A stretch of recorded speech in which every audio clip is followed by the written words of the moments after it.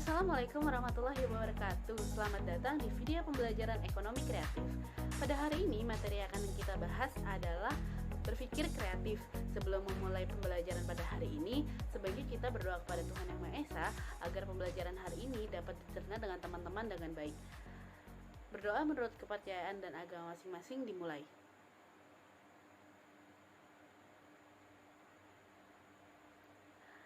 Berdoa selesai, yuk simak videonya. Sebelum itu, perkenalkan saya Hasna Kurniawan dan juga rekan saya. Dan saya Maria Regina Tasya. Pada mata kuliah ini diambil oleh Bapak Abdul Rahman, Dr. of Philosophy. Dan pada pertemuan hari ini, di mata kuliah ekonomi kreatif, kami akan menjelaskan bab mengenai berpikir secara kreatif.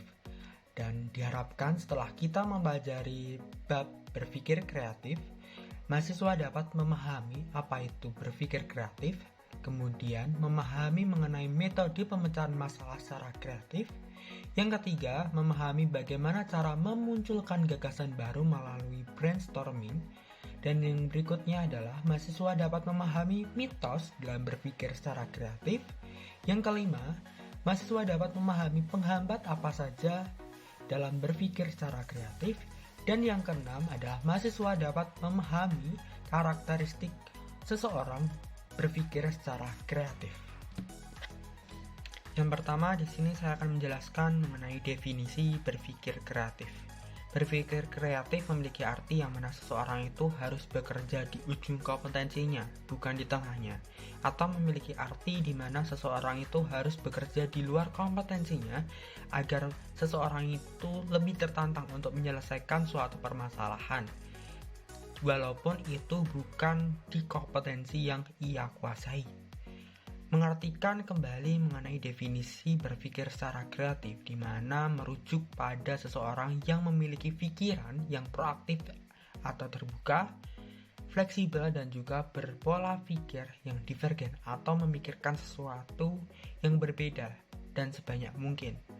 Seperti halnya kita dalam mengerjakan suatu soal esai yang mana kita itu dituntut untuk mencari solusi atau mencari jawaban lain dan tidak berfokus pada satu jawaban dan itu jawaban yang benar.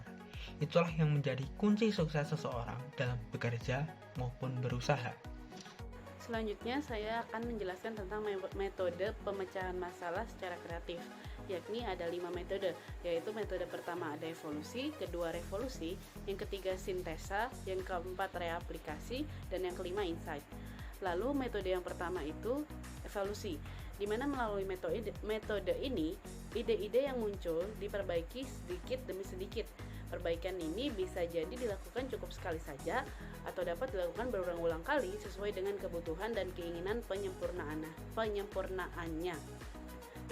Ide yang dimaksud dapat berupa perbaikan dari ide yang sudah ada atau dapat berupa dari gabungan sejumlah ide atau beberapa ide atau bahkan ide yang sebelumnya belum pernah ada. Dari proses perbaikan sedikit demi sedikit, seringkali diperoleh hasil yang berbeda dari sebelumnya, bisa lebih baik atau bahkan hasilnya sama saja. Contoh nyata dari metode ini misalnya saja teknologi sekarang ini yakni laptop. Bila diperhatikan, beda antara tipe dan yang baru dan sebelumnya pasti berbeda, yang dimana yang baru pasti memiliki tipe-tipe yang lebih bagus dan lebih maju dari yang sebelumnya. Namun kadang ada juga di antara satu tipe dan tipe yang baru itu tidak berbeda jauh. Lalu selanjutnya ada metode sintesa, di mana metode ini menjelaskan tentang ide baru diciptakan melalui proses kombinasi dua atau lebih dari ide yang sudah ada. Misal ada ide A dan ide B dikombinasi menjadi ide A dan B. Atau bisa juga dapat dilakukan dengan cara berupa ide lama digabung dengan ide baru. Jadi misal sudah pernah melakukan ide A, lalu tiba-tiba ada ide baru A yang baru lalu digabungkan. Contohnya adalah telepon genggam atau handphone yang saat ini sering kita pakai. Yang seiring berjalannya waktu dilengkapi dengan kamera, flash dan lain-lain. Lalu selanjutnya adalah metode revolusi, di mana metode revolusi ini mengarahkan kita untuk mengemukakan ide baru yang belum pernah ada, di mana ide-ide baru yang belum pernah ada dan belum pernah terciptakan.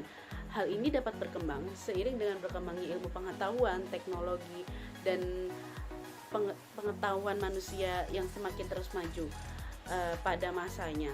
Misalnya beberapa ratus tahun yang lalu kita masak menggunakan bebatuan dan api yang dibakar dari kayu.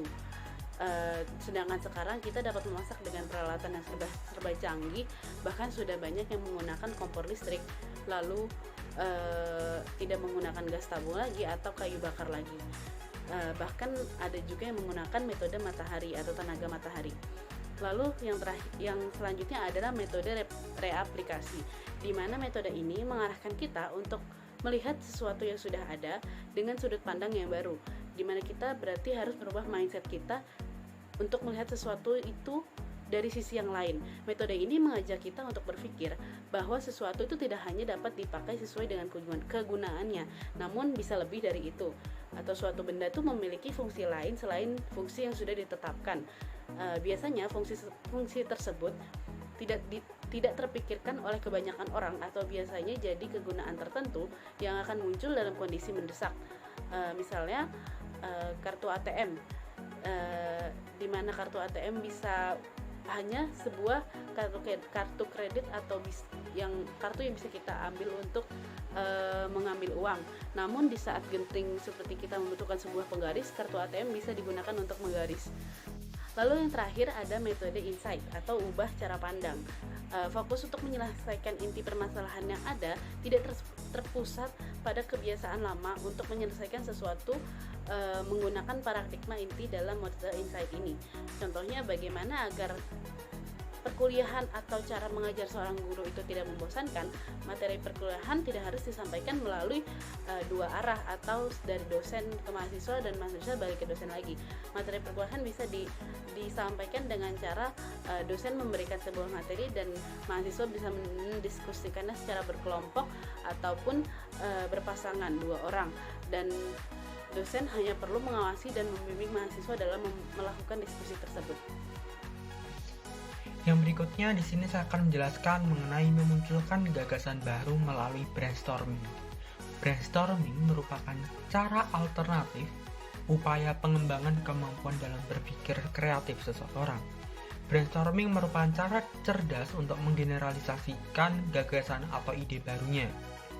Kemudian, brainstorming ini seseorang itu dapat mengemukakan gagasannya sendiri atau idenya sendiri, atau bahkan muncul karena gagasan atau ide yang dikemukakan oleh orang lain, sehingga menstimulus seseorang itu untuk berpikir dan mengemukakan gagasan atau ide barunya. Kemudian, brainstorming memiliki tujuan untuk mendefinisikan suatu permasalahan yang terjadi dan mendiagnosa permasalahan tersebut untuk dicarikan sebuah solusi atau upaya.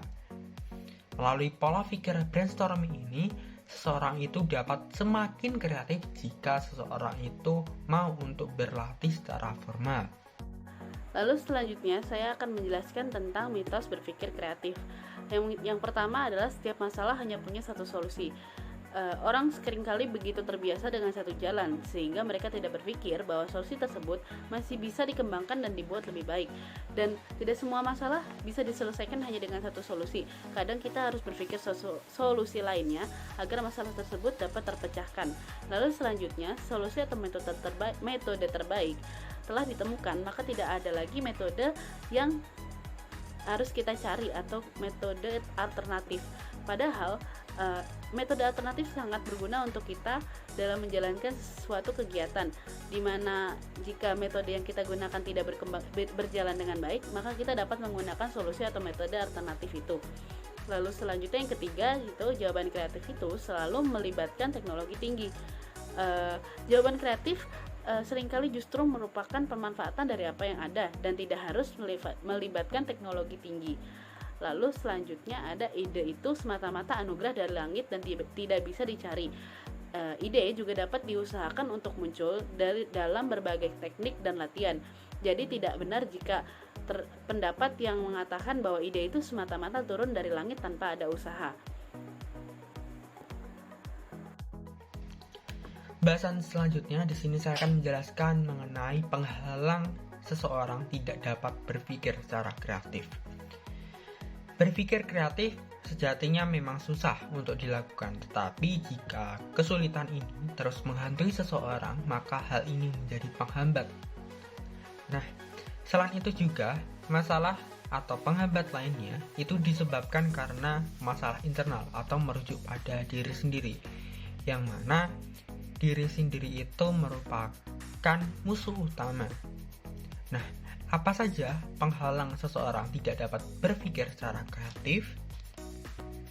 Yang pertama di sini yang menjadi penghalang seseorang tidak dapat berpikir kreatif, yang pertama adalah seseorang itu terlalu egois, yang mana dapat diartikan sebagai seseorang itu bersikukuh dengan argumennya dan tidak mau menerima gagasan, pendapat, maupun masukan dari orang lain.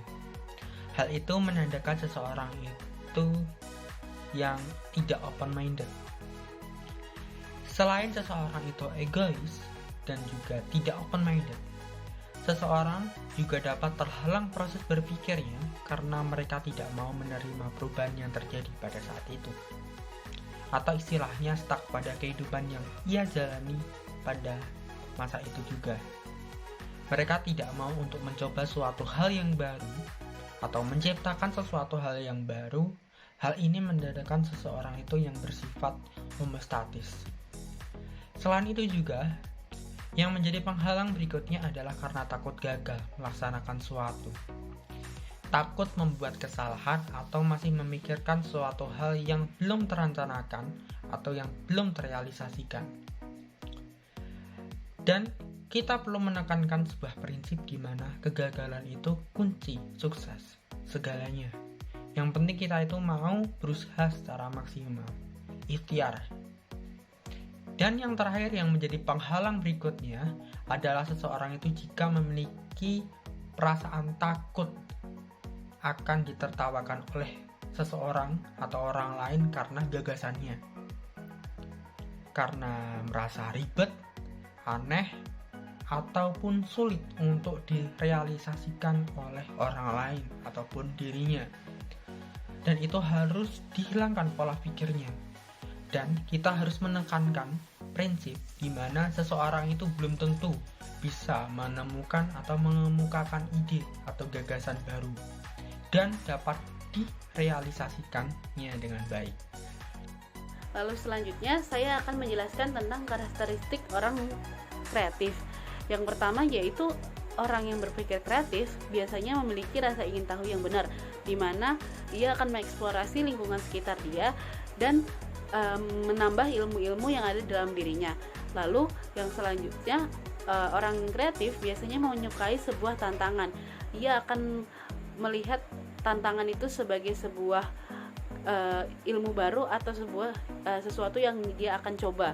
Lalu selanjutnya, orang yang berpikir kreatif itu biasanya optimis dalam melakukan segala hal, bekerja keras, tekun, dan memperjuangkan gagasan-gagasan baru dengan sangat gigih. Selanjutnya, orang yang berpikir kreatif itu memiliki pemikiran yang terbuka. Dia tidak akan berpacu pada pemikiran yang sempit dan sangat tertutup. Dia akan memikirkan hal-hal baru yang lebih banyak di luar sana dan berpikiran bahwa ide itu tidak hanya satu saja. Lalu selanjutnya, orang yang berpikir kreatif biasanya senang berimajinasi. Dengan imajinasi yang liar, dia dapat memunculkan ide-ide baru dan ide-ide kreatif lainnya untuk dia lakukan. Lalu yang selanjutnya, orang kreatif biasanya tidak terpaku pada asumsi yang ada. Mereka akan mendengarkan asumsi tersebut dan menyampaikan asumsi tersebut, namun tidak terpacu pada asumsi itu.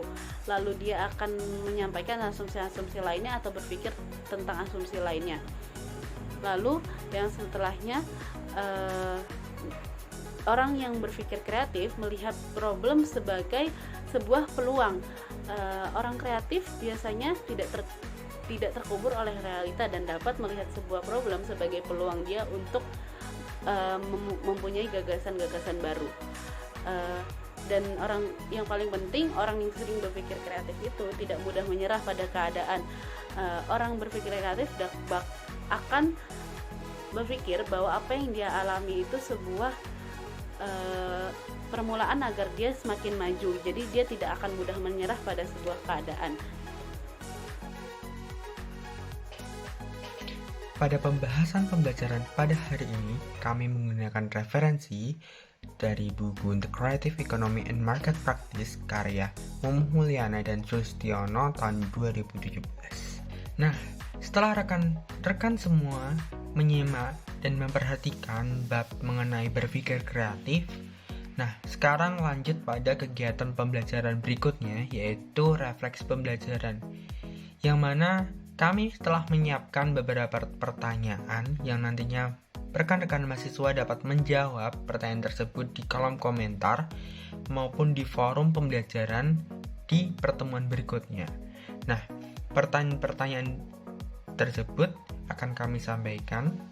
Nah, yang pertama, pelajaran-pelajaran apa atau pengalaman apa saja yang bermanfaat, baru, dan menarik yang telah Anda pahami pada bab hari ini? Yang kedua, hal-hal apa saja yang missing atau yang belum rekan-rekan semua pahami mengenai bab ini dan ingin dikembangkan kembali?